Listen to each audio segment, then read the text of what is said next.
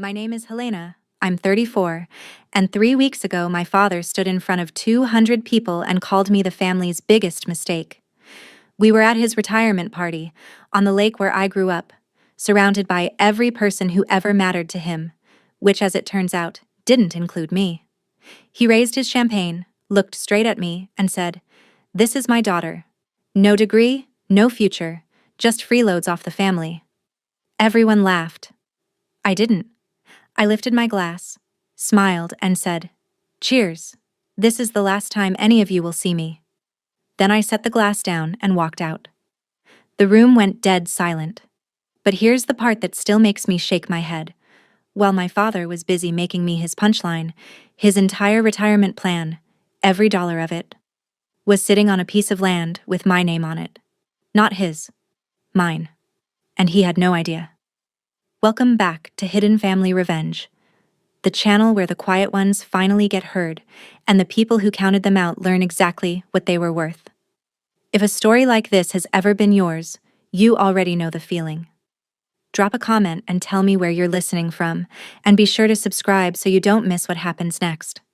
Now let me take you back 14 years, to the family that taught me what it means to be invisible. The Ittners of Crane Lake, Oregon. That was us. Fourth-generation timber family, respected name, the kind of people who got their own table at the diner without asking. My father, Gerald Ittner, ran a building supply company, lumber, hardware, contractor accounts. Not glamorous, but profitable.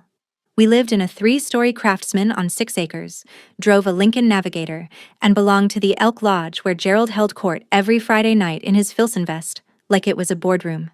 My mother, Diane, kept the house spotless and the family story spotless too. She came from nothing, grew up in a trailer park outside Klamath Falls, and she clung to the Ittner name like a life raft. My brother Brett, 3 years older, was the golden child. Star pitcher, business degree. The one Gerald pointed to and said, "That's the future." Then there was me. I was the background noise. Good grades, quiet temperament, never caused a scene, and somehow that made me forgettable. "Helena's fine," my mother would say, whenever someone asked about me, like I was a lamp that still worked. The only person who saw me, really saw me, was my grandfather, Walter. He'd take me out to the property on weekends, 14 acres of Douglas fir and wild huckleberry stretching down to Crane Lake. We'd walk the timber line while loons called across the water at dusk, their voices bouncing off the surface like something ancient and lonesome. The dock at the shore groaned under our boots, the old cedar boards flexing with every step. "Listen to that," Grandpa Walter would say, tilting his head toward the water. "That sound means you're home." He left me something before he died. Something nobody in the family bothered to read carefully. But I'll get to that. The day I lost my future was a Wednesday in October. I was 20, halfway through my sophomore year at Oregon State. Business administration, 3.7 GPA, campus job at the registrar's office. I had a rhythm, a plan. My father called and said 2 words, "Come home." I drove the 3 hours to Crane Lake thinking someone was sick. I found him in the living room with Diane. No one was sick. Gerald sat in his leather recliner, arms crossed. Diane stood behind him, one hand on his shoulder. United front. "We've been looking at the numbers," Gerald said. "Brett got accepted to the MBA program at Oregon. It's expensive. We can't fund both of you." He paused, like he expected me to fill in the blank myself. I didn't. "So we've decided you'll take a break," he continued. "A semester, maybe 2. Let Brett get established, then we'll revisit." Diane nodded. "You don't have the head for school, not like Brett," she said, and her voice was so even it almost sounded kind. "A girl your age should be thinking about settling down anyway." I sat on the edge of the couch and said nothing. Not because I agreed, because the small, stupid part of me that still believed in fairness had just gone quiet forever. "You promised Mom's money would cover me," I said. Gerald's jaw tightened. "Circumstances change." They didn't, though. I found out 2 years later, through a cousin who'd had too much wine at Thanksgiving, that the money had been there the whole time. They just chose Brett. My father looked at me that day and made a bet. He bet on the winner, he said. I was the spare. I just didn't hear those exact words until 14 years later in a parking lot. But we'll get there. I packed one suitcase, drove to Portland with $1,800 and a car that smelled like pine sap. My first apartment was a studio in the St. John's neighborhood, 400 square feet above a nail salon, with a radiator that clicked all night and a window that faced a parking lot. I got a job answering phones at a commercial real estate brokerage. Minimum wage, no commission, no title. The broker, a woman named Renee Calloway, was 30 at the time and building her own firm from scratch. She noticed things. "You read the lease agreements for fun?" she asked me one afternoon, catching me marking up a contract with a highlighter. "For education," I said. She raised an eyebrow. "Most people with degrees don't do that." I studied for my real estate license at night, free prep courses online, library textbooks, practice exams at the kitchen counter while eating ramen from the pot. I passed on the first try. Within 2 years, I had my broker's license. Within 4, Renee and I were partners, Ittner and Calloway, commercial real estate, Portland.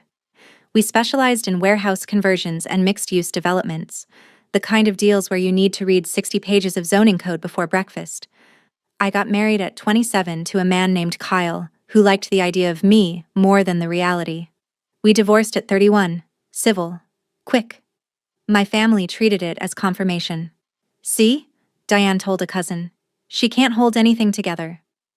I didn't call home to argue. I didn't call home at all. I built my days around contracts and closings and clients who paid me for my judgment. I didn't need a degree to read a contract better than the men who mocked me. I just needed time. And I had plenty of that, because nobody was waiting for me. Grandpa Walter was the only Ittner who ever made me feel like one. He was a quiet man, 6'2", hands like leather, voice like gravel in a creek bed. He'd built the cabin on Crane Lake himself in 1974, hand-milled the lumber, laid every stone in the fireplace. The 14 acres around it were his church. He walked them every morning with a brass compass he'd carried since his army days, checking the timberline, reading the soil. When I was small, he'd let me hold the compass while we walked. The needle swung and settled, swung and settled. "True north doesn't argue," he'd say. "It just points." When I was 24, 4 years after I'd been pushed out of school, Grandpa Walter drove to Portland and took me to lunch at a diner on Hawthorne. He slid an envelope across the table. Inside was a photocopy of a deed. "I put the land in both our names," he said, "joint tenants with right of survivorship. You know what that means?" I didn't. Not really. I was a real estate broker, but at 24 I was still learning. I thought it was sentimental. His way of saying the land was home for both of us. "It means if something happens to me, it's yours," he said. Automatically. No probate, no lawyers, no Gerald. He held my eyes. "The land knows who walked it, Helena. That's you, not them." I thanked him. I filed the photocopy in a drawer. I thought of it as a keepsake, not a weapon. Walter died 4 years ago, at 82, pneumonia. Fast and quiet, like everything about him. At his funeral, by the lake, the loons were calling at dusk.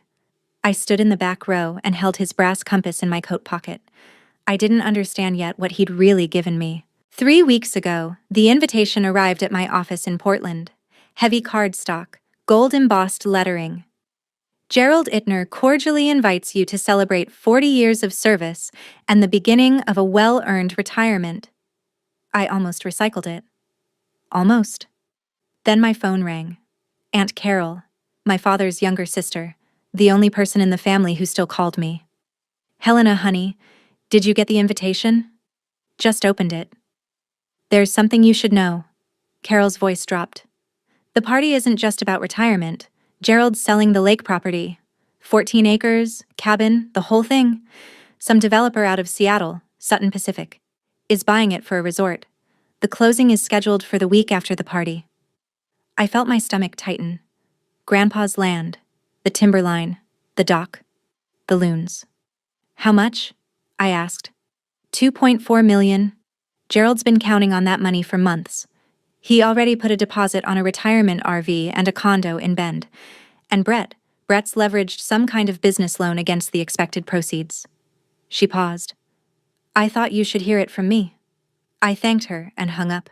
Sat in my office, the corner suite at Ittner and Callaway, third floor, view of the Willamette River, and stared at the invitation. They were selling Grandpa's land, the place he'd walked every morning, the place where he'd handed me a compass and said the land knows who walked it. Something about that didn't sit right, a feeling I couldn't name yet, like a number that doesn't balance, a decimal point, one column off. I picked up a pen and RSVP'd yes. I told myself I was going to say goodbye. To the lake. To the family I'd already lost. I didn't know I was walking into something much bigger. The party was at the Crane Lake Lodge, a converted timber mill on the North Shore that the town rented out for weddings and funerals and everything in between.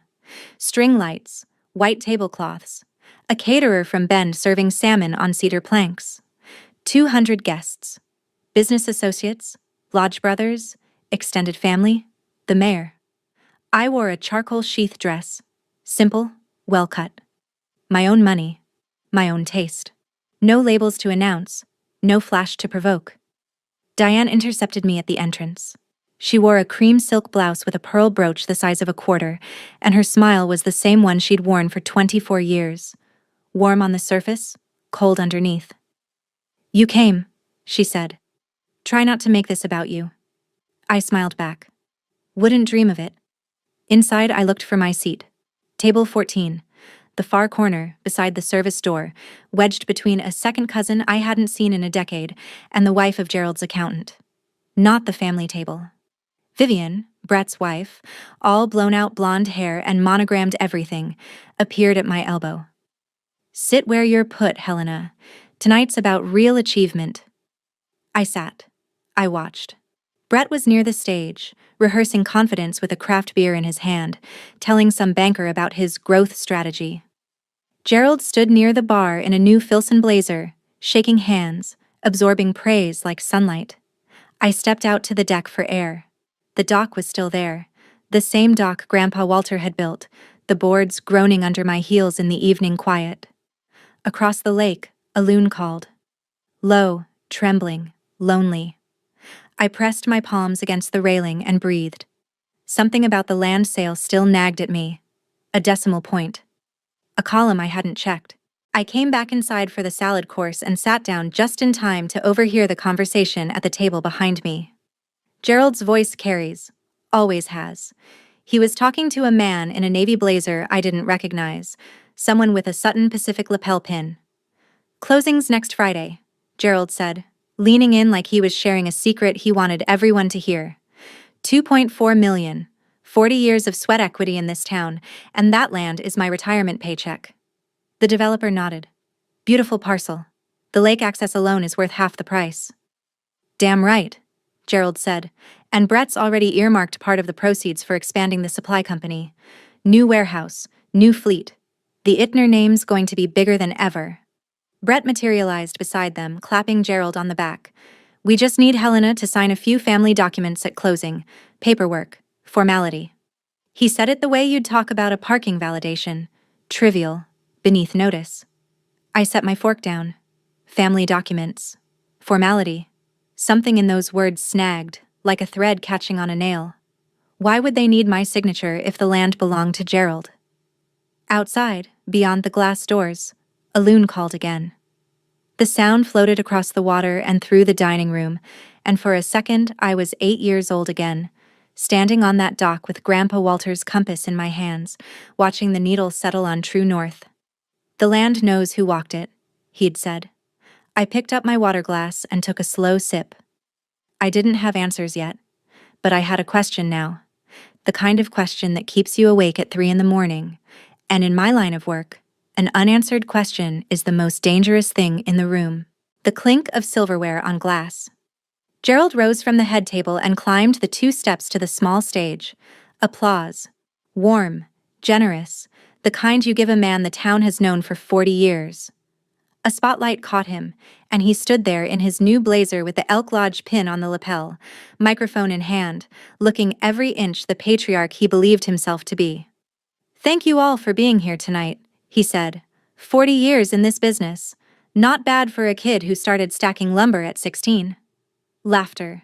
He worked the crowd with practiced ease, thanking partners, employees, the mayor. Then the family segment. My beautiful wife, Diane, 30 years of patience and grace. Applause. Diane touched her brooch and dabbed at her eye. My son Brett, who's stepping up as the next generation of Ittner leadership. I couldn't be prouder. Standing ovation. Brett stood, waved, grinning like he'd already won. Then Gerald's gaze found me. Table 14, near the service door. His smile changed. It thinned. And this is my daughter, Helena. He waved his hand dismissively. No degree, no future. Just freeloads off the family. Pause. Timing. He'd rehearsed this. Maybe someday she'll find someone willing to take that on. 200 people laughed. Some loud, some nervous, some because they thought this was the kind of roast fathers do at parties. Aunt Carol, 3 tables away, looked at her plate. The salmon sat in front of me, going cold. I felt the spotlight burn on my face, and 200 pairs of eyes land on my skin like hands. I didn't flinch. I didn't blink. I folded my napkin, set it beside my plate, and pushed my chair back. I stood up slowly. The laughter was still dying, trailing off into coughs and throat clears as people realized I was on my feet. I reached for my champagne glass. Held it at chest height. Steady hand. My father's smile flickered. He hadn't expected me to move. I was supposed to sit there and absorb it, the way I'd absorbed everything for 30 years. Congratulations on your retirement, Dad, I said. My voice carried. Clean, even. Not a tremor. The microphone was still hot on the stage, but the room was quiet enough that I didn't need one. 40 years. Quite a legacy. I lifted the glass an inch higher. Cheers. This is the last time any of you will see me. I set the glass down without drinking, picked up my bag, turned toward the door. My heels hit the deck boards outside. The same boards that groaned under Grandpa Walter's boots, the same ones I'd walked 1,000 times as a girl.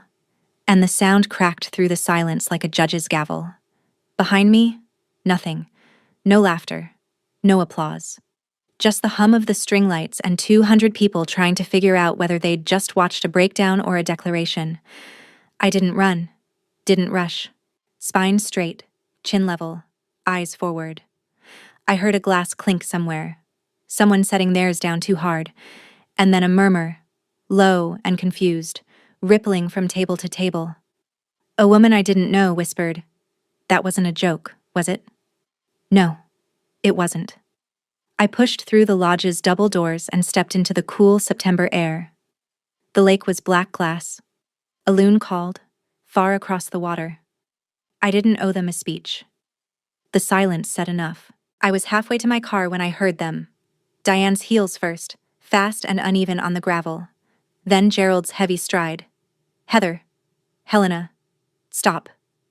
Diane grabbed my arm. Her face was red, the pearl brooch catching the parking lot light.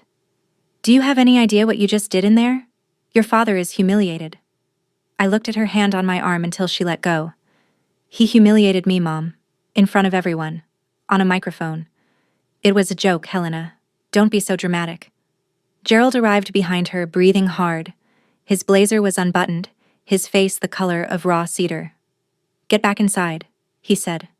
Low, controlled, the voice he used when he meant business. Apologize, now. No. I said it simply, like a door closing. You've been ordering me around for 30 years. This is the last order you get to give me. Diane's composure cracked. Something ugly moved across her face. Not sorrow, not regret, but the kind of fury that comes from losing control of a narrative she'd been writing for decades. You were the spare, Helena, she said. Cold. Flat. Like she was reciting a fact from a spreadsheet. Brett was always the plan. There it was. The thing I'd felt my entire life.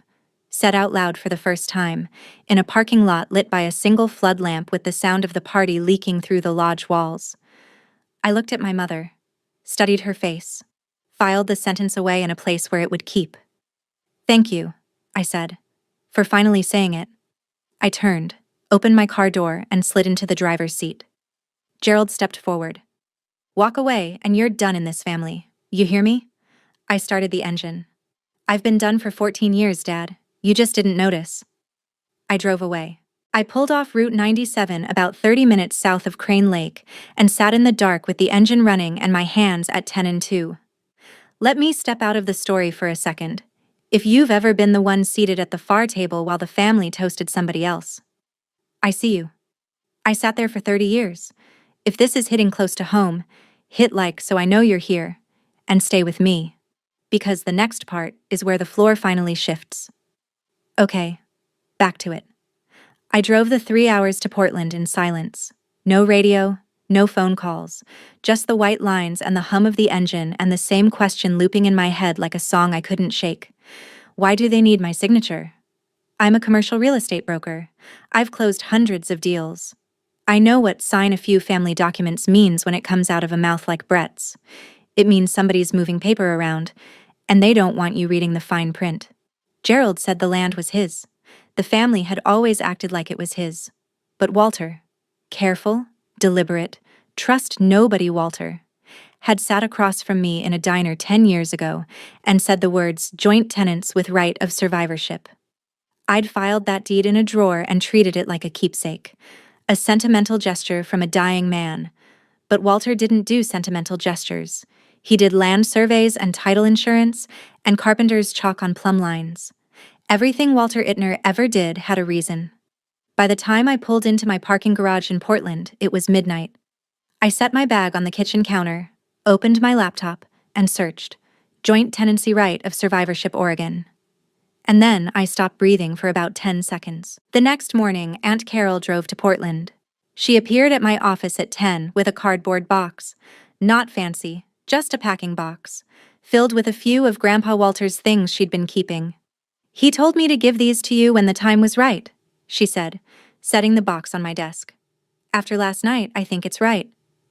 She pulled out a folded flannel shirt, a pocket knife, and then, carefully, wrapped in a handkerchief, the brass compass. I held it in my palm.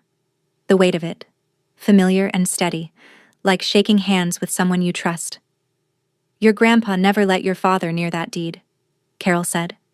She was perched on the edge of my guest chair, her reading glasses pushed up on her forehead.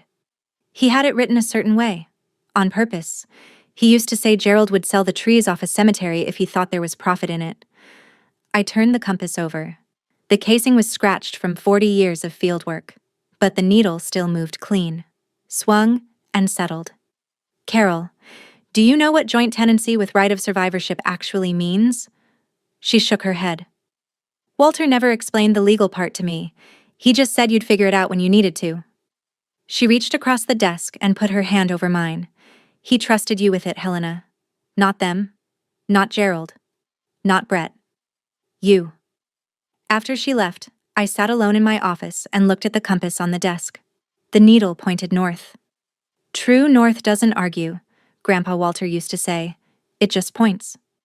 I picked up the phone and called Frank Delgado, my real estate attorney, the sharpest property lawyer I knew.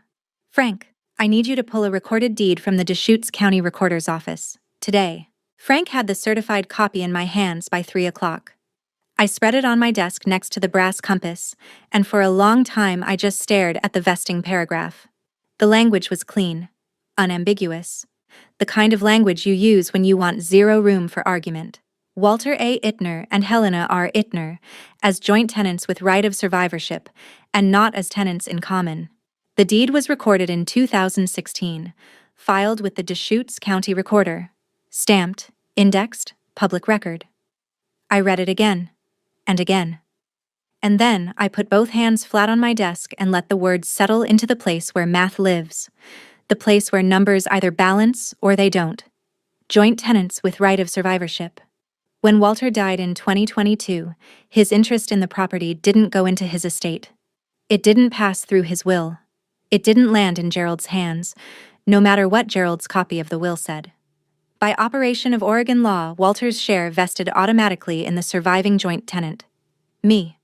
I'd been the sole legal owner of 14 acres of lakefront timberland on Crane Lake for 4 years. I just hadn't known it. And Gerald, who'd been negotiating a $2.4 million sale, who'd been counting that money, who'd thrown a party to celebrate it, had been trying to sell property he didn't own. The family paperwork Brett wanted me to sign at closing was a quitclaim deed, a document that would transfer my ownership to Gerald for nothing. They weren't asking me to witness a formality. They were asking me to sign away $2.4 million. I set the compass on the deed. The needle pointed north. The land knows who walked it. And now I knew exactly who owned it. It's ironclad, Frank said. He was across the desk from me, suit jacket off, sleeves rolled. He'd been reading the deed and cross-referencing Oregon property statutes for an hour. JTWROS in Oregon requires explicit language on the deed. Walter's attorney used the gold standard phrasing. There's no ambiguity. And the will? Irrelevant for this parcel. The will might say, all my property to Gerald, but survivorship trumps testamentary intent. It's automatic. By law, you became sole owner the moment Walter died. I leaned back in my chair. So Gerald can't sell it. Gerald can't sell what Gerald doesn't own. The title company will catch this the second they run their search, if they haven't already. His name isn't on the deed. Yours is. Without a quitclaim from you, the sale cannot close. Period. But I've been the owner for 4 years. How did nobody catch this? Because nobody looked, Frank said. The property tax bills still go to the family address. The assessor's office mails to whatever address is on file, and Walter never updated it from the Ittner home. Gerald's been paying them thinking he's paying his own taxes. And Sutton Pacific's title company only just ran their preliminary report last month. That's standard. They don't search title until the deal is close to closing. Gerald's attorney saw the vesting issue, but figured the path of least resistance was a quitclaim from you at the table. Quick signature, problem solved, nobody has to explain anything. I felt something shift inside me. Not anger. I'd burned through anger years ago. Something colder. Clearer. Like the view from a ridge after the fog lifts, and you can finally see how far you've climbed. So they don't need my blessing, I said. They need my signature. And I'm not a child who signs what she's told anymore. Frank closed his folder. What do you want to do? I picked up the compass, turned it over in my fingers, set it back down. I want to be at that closing, I said. And I want the title officer to read the vesting out loud, in front of all of them. Frank nodded slowly. I can arrange that. Good. Because my father spent 40 years telling everyone I was worthless. It's time the record showed otherwise. That evening, Renee and I sat in the conference room after hours with takeout containers and a whiteboard full of numbers. Walk me through the exposure, I said. Renee pulled up the projections. If the sale doesn't close, Gerald loses the $2.4 million payout. He's already committed against it. Deposit on an RV, deposit on a condo in Bend. Those deposits are likely non-refundable or subject to penalties. And Brett? Brett leveraged a $600,000 business expansion loan with the bank. The loan terms assumed the sale proceeds as collateral support. If the deal falls through, the bank renegotiates. Probably calls the loan or tightens covenants. His expansion stalls. I stared at the numbers. $2.4 million and a $600,000 loan hanging on one signature. Mine. I don't want to destroy them, I said. The employees at Gerald's company are innocent. The town depends on that supply yard. Renee looked at me over her reading glasses. You're not destroying anything. You're declining to give away what's legally yours. There's a difference. She was right. I wasn't sabotaging a deal. I wasn't suing anyone. I wasn't leaking information or calling the press. I was exercising a right that had existed on public record for a decade. A right they'd tried to erase with a quitclaim and a smile. I just want the truth said out loud, I said, in a room where people can hear it. After that, I'm done. Renee nodded. Then be done. But be done on your terms. I drove home that night through the Portland rain and thought about Grandpa Walter. About the compass and the lake and the timberline and the loon calls at dusk. About a man who saw me when no one else did. I wasn't doing this for revenge. I was doing it because silence had been my language for 30 years, and I was ready to stop translating. The messages started Monday. Not from Gerald, he was too proud to dial first. But the network activated. Aunt Susan, Diane's sister. Helena, sweetheart, I heard about the party. Your father says you've been struggling emotionally. We're all concerned. A second cousin I hadn't spoken to in 5 years. Gerald, mentioned you might need some support? Let me know if you want to talk. My father's accountant's wife. I saw what happened Saturday. He didn't mean it, honey. He was nervous. The narrative was already built. Poor Helena. Fragile. Jealous. Had some kind of episode at the party. Gerald Ittner. Patient father. Pillar of the community. Doing his best with a troubled daughter. I responded to none of them. Then, Tuesday afternoon, a text from Brett. Don't forget to sign the family paperwork before Friday. Frank from Dad's attorney's office will send you the docs. Just sign where it's flagged. No explanation, no context, just an order dressed up as a reminder. I stared at the message. They still thought I didn't know. Still thought I'd sign a quitclaim deed surrendering $2.4 million because my big brother told me to, because I was the spare, and spares do what they're told. I kept my reply short. Thanks for thinking of me. Then I called Frank Delgado and confirmed. The closing was Friday at 10. Title company office in Bend. Gerald, Brett, the Sutton Pacific rep, and the escrow officer would all be present. One more thing, I said. Make sure there's a chair for me at that table. Already done, Frank said. I set my phone down. They were a week away from the biggest surprise of their lives, and they were still sending me paperwork to sign like a child being handed a permission slip. Wednesday morning, my assistant knocked on my office door. There's a man in the lobby who says he's your brother. I considered telling her I didn't have one. Send him in. Brett walked into Ittner and Callaway like he was inspecting a student apartment. He looked at the reception desk, the framed deal tombstones on the walls, the conference room with its river view, and I watched the recalibration happen in real time. The slight widening of the eyes, the jaw that tightened and released. He hadn't expected this. He'd expected a folding table and a phone that rang too much. Nice little setup, he said, sitting down across from me without being invited. Didn't know playing realtor paid this well? It does when you're good at it. He crossed his ankle over his knee. New loafers, no scuffs. Look, I'm not here to fight. I'm here to make this easy. Come to the closing Friday, sign the quitclaim, and Dad's attorney will cut you a check. $15,000. Call it a family courtesy. $15,000 for $2.4 million in property. I almost admired the audacity. And if I don't sign? Brett's smile thinned. Don't get cute, Helena. You sign, you go away. That's the deal. Then, without meaning to, he handed me everything. I've got a $600,000 expansion loan structured around those. Expansion loan structured around those sale proceeds. If this falls through because you're throwing a tantrum, I swear to God. He caught himself, swallowed, but the number was out. The leverage was visible. I'll think about it, I said. Even. Professional. The way you talk to a difficult client when you're already 3 moves ahead. Brett stood up, looked around the office one more time, and left without saying goodbye. I watched him go.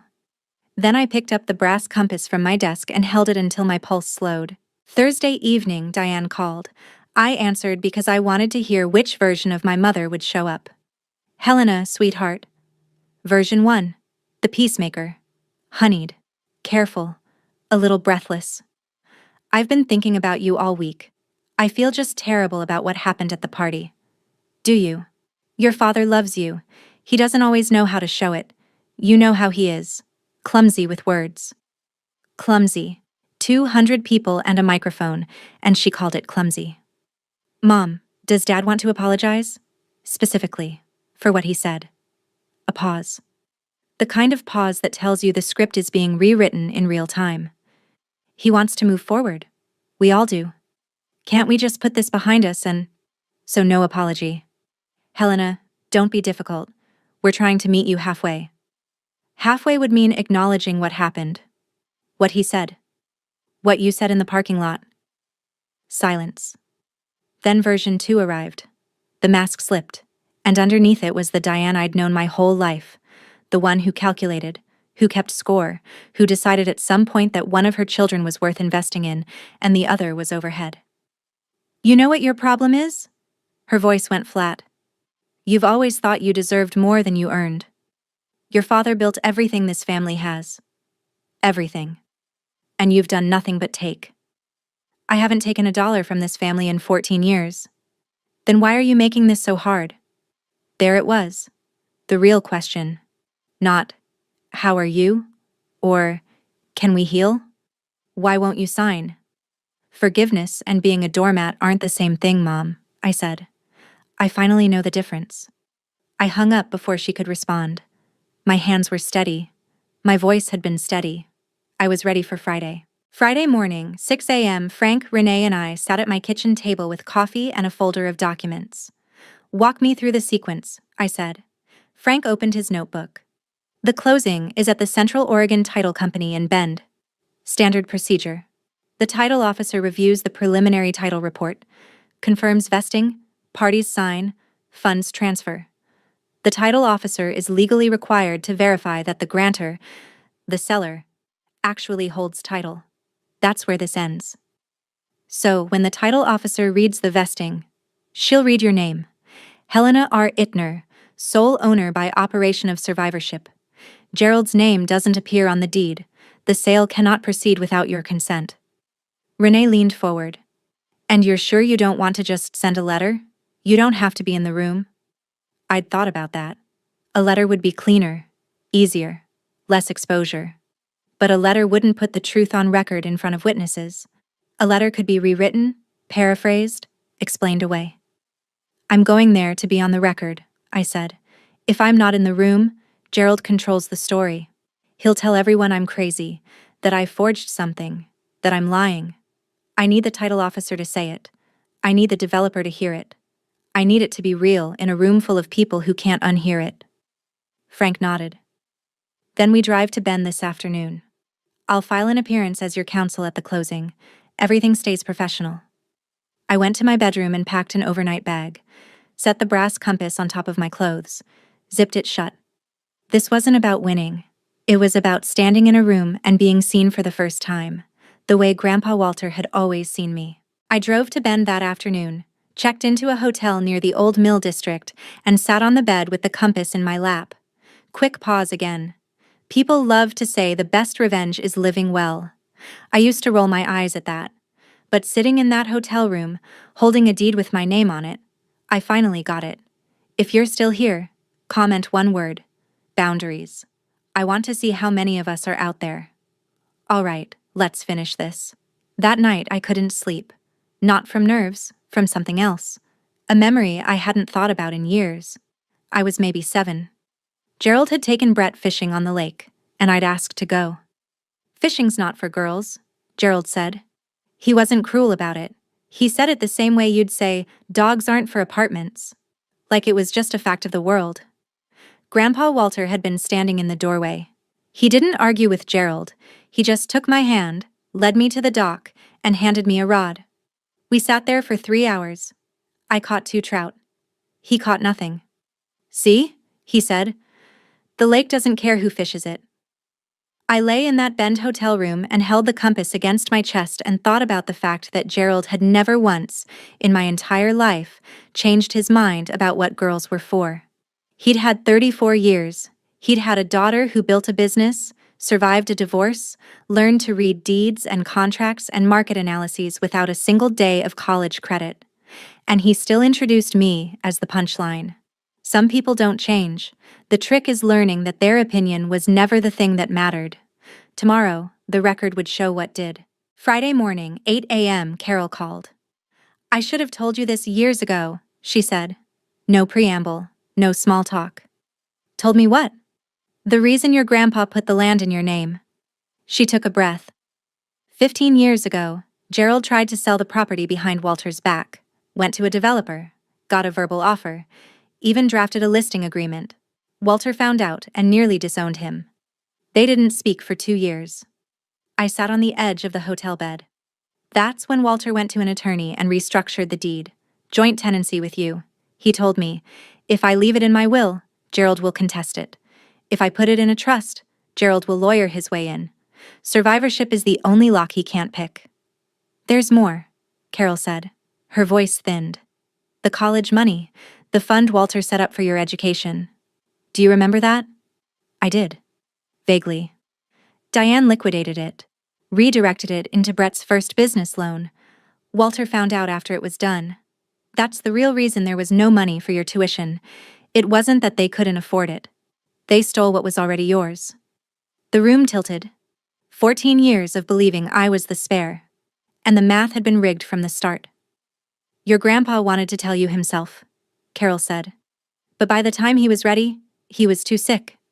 He said, she paused.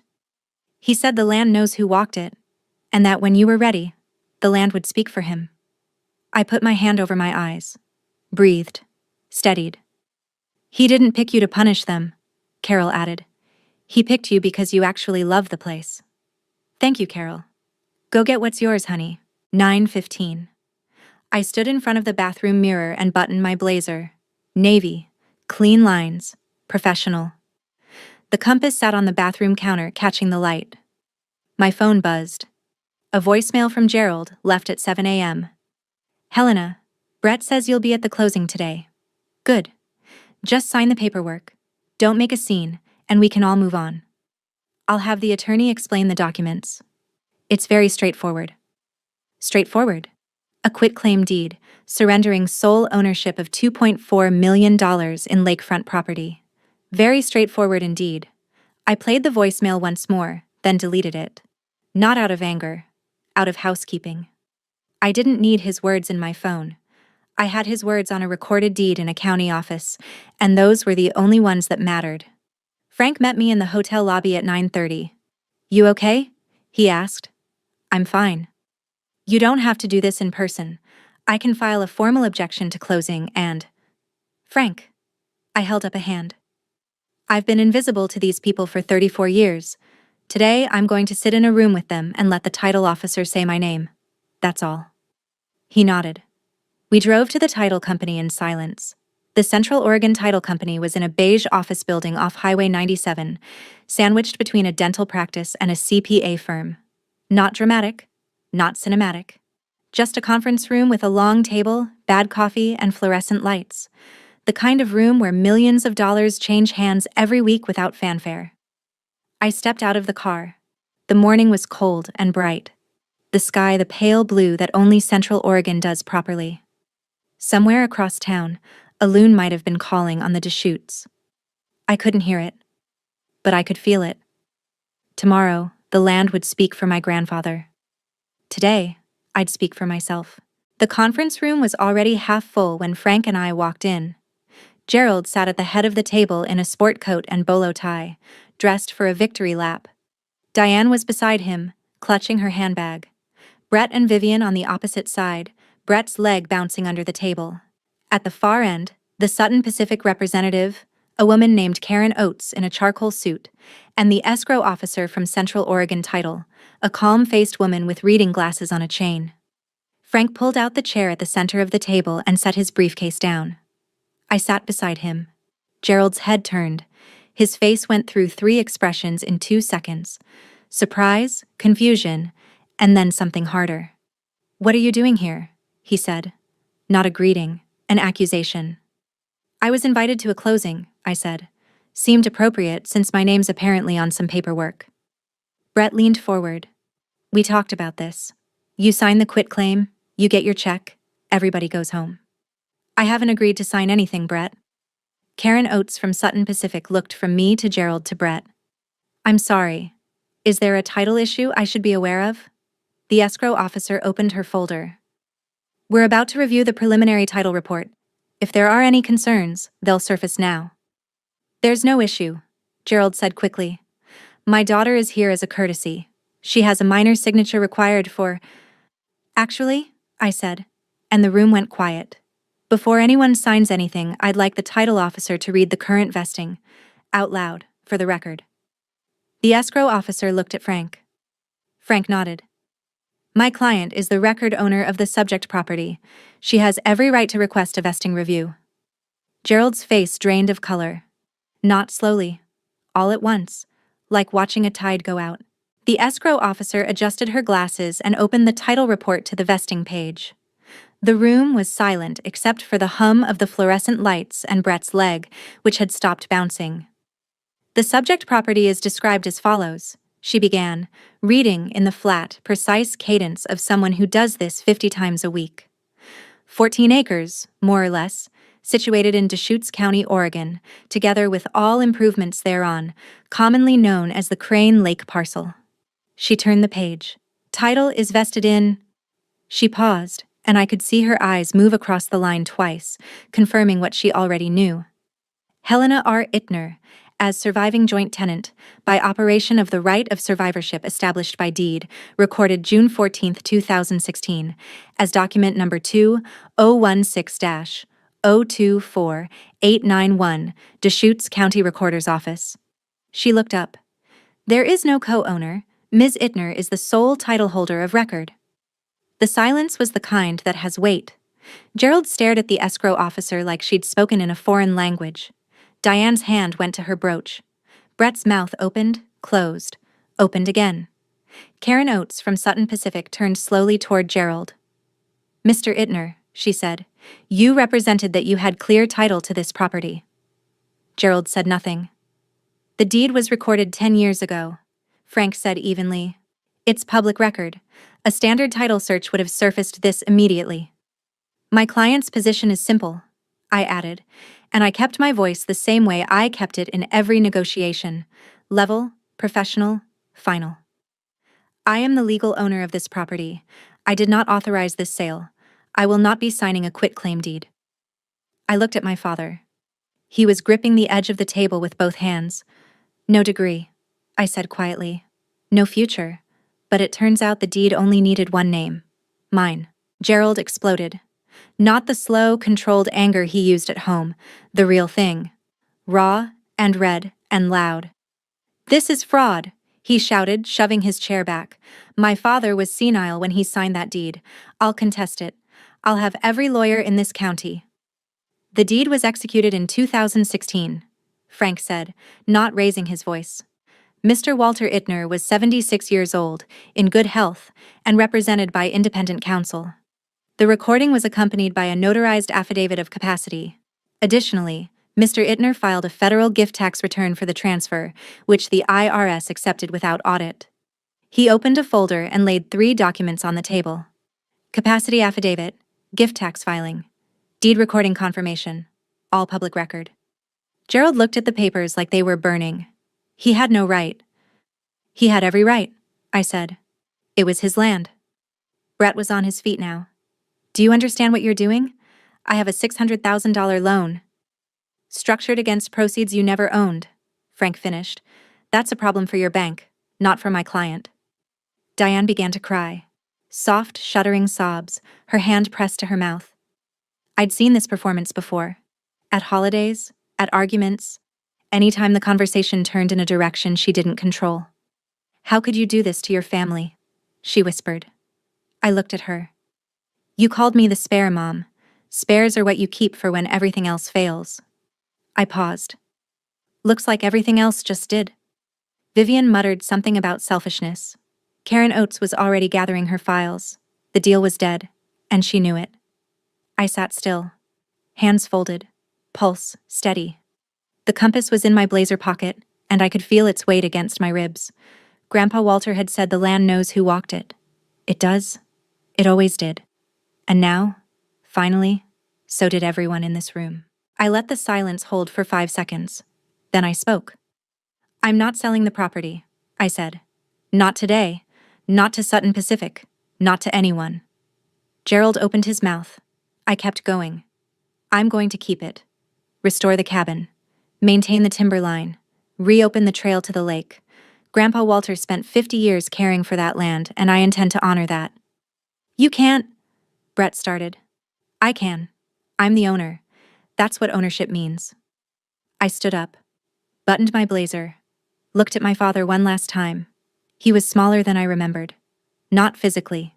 He was still 6 feet, still broad-shouldered. But something behind his eyes had collapsed. The man who had stood on a stage 3 weeks ago and called me worthless was sitting in a title company conference room realizing that his worthless daughter held the deed to his entire retirement. You got your wish at the party, Dad, I said. This really is the last time you'll see me across a table like this one. I took the brass compass from my pocket. Set it on the table for one beat, right on top of the quitclaim deed I'd refused to sign. Then I picked it up. Grandpa left me this too, I said. He said true north doesn't argue, it just points. I put the compass back in my pocket. Turned to Frank. We're done. We walked out together. Through the lobby, past the receptionist, into the cold, bright morning. Behind us, I could hear Gerald's voice rising, arguing with the escrow officer, with Karen Oates, with the air itself. But I didn't turn around. I'd spent 34 years turning around when my father raised his voice. I was done. The parking lot was quiet. The sky was enormous. And for the first time since I was 20 years old, I had nothing left to prove. Sutton Pacific withdrew from the deal that afternoon. Karen Oates sent a formal notice terminating the purchase agreement, citing unresolved title deficiency. $2.4 million, gone from Gerald's retirement plan between breakfast and lunch. The downstream was swift. Gerald's deposit on the RV, forfeited. The condo in Bend, contract canceled, earnest money lost. Brett's $600,000 expansion loan. The bank invoked the material change clause and froze the credit line pending renegotiation. Within 2 weeks, Brett's plans to build a new warehouse and buy a new fleet were dead on the table. Gerald came out of retirement, not by choice, by necessity. Without the land sale proceeds, his retirement savings alone couldn't support the lifestyle he'd promised Diane. He went back to the supply yard 3 days a week, answering phones and reviewing invoices in the same office he'd left with a champagne toast a month earlier. The town noticed. Crane Lake is small. Word moved fast, not because I said anything, but because 200 people had watched Gerald humiliate his daughter at a party, and now every one of them knew the punchline he'd missed. "Did you hear about the Itners?" became the opening line at the diner, at the lodge, at the hardware store Gerald still owned. Mocked his own daughter. Turns out she owned the land the whole time. I didn't gloat, didn't post anything, didn't give interviews or return the calls from curious relatives who suddenly wanted to reconnect. I let the facts stand where they were, on a recorded deed in a county office, typed in plain English, available to anyone who cared to look. I didn't need the last word. The deed had it. 2 months later, I drove back to Crane Lake, not for the family, for the land. Aunt Carol met me at the cabin. We spent a weekend pulling blackberry vines off the porch, replacing rotten boards on the dock, airing out rooms that hadn't been opened since Walter died. The brass compass sat on the mantel above the fireplace he'd built stone by stone. "What are you going to do with it?" Carol asked, standing on the new dock boards. Solid now, no groaning, watching the sun drop behind the ridge. "Keep it," I said. "Maybe put a conservation easement on the timber acreage. Protect it from development permanently." Walter would have liked that. Walter would have said I was overthinking it and handed me a fishing rod. She laughed. The first real laugh I'd heard from an Itner in years. Diane sent one final text. I read it once. "You've destroyed this family. I hope you're satisfied." I didn't respond. Not because I was satisfied. Because I'd already said everything I needed to say, in a room with witnesses, on the record. I started therapy the following month. Not crisis therapy. The kind where you sit in a quiet office in Portland and unpack 30 years of being told you were less. My therapist asked me if I had regrets. "I regret that it was necessary," I said. "I don't regret doing it." Gerald never called. Brett never called. Vivian blocked me on everything, which felt more like a gift than a punishment. Carol and I had dinner once a month. She told me stories about my grandfather, about the man who'd built a cabin with his hands and a compass, and a belief that the land remembers who tends it. He was right. It does. Last weekend I drove out to the cabin alone. Parked in the clearing Walter used to park in. Walked the timber line the way he taught me. Slow, reading the ground, compass in hand. The Douglas firs were tall and straight. The huckleberries were coming in thick. The trail to the lake was clear for the first time in years. I sat on the dock at dusk. The new boards held firm under my weight. No groaning, no give. Solid. Across the water, a loon called. That long, trembling note that sounds like loneliness and freedom at the same time. I set the compass on the dock beside me and watched the needle settle. True north. Same as always. I thought about Gerald. About Diane. About Brett and Vivian and the retirement that wasn't, and the expansion that stalled. I thought about the girl who packed one suitcase at 20 and drove to Portland with $1,800 and a ringing in her ears that sounded like, "You don't have the head for school." I don't hate them. That surprised me when I finally admitted it. Hate is heavy. Hate is another person's furniture in your house. I just don't carry it anymore. A boundary isn't a wall. It's a deed with your name on it and the courage to keep it. Grandpa Walter knew that. He just waited for me to figure it out. The loon called again. I listened until the echo faded into the trees. Then I picked up my compass, stood up, and walked back to the cabin. The land knows who walked it. And I finally know too. They spent my whole life telling me a diploma was the only proof of worth. But the truest thing my grandfather ever taught me was that what you protect and who you become when no one's clapping is the only record that ever holds up. That's my story. One toast, one deed, one quiet word that changed everything. If it reminded you that your worth was never theirs to grade, take that as your sign today. Share this with someone who needs to hear it. Drop a comment, hit subscribe, and I'll see you in the next one on Hidden Family Revenge.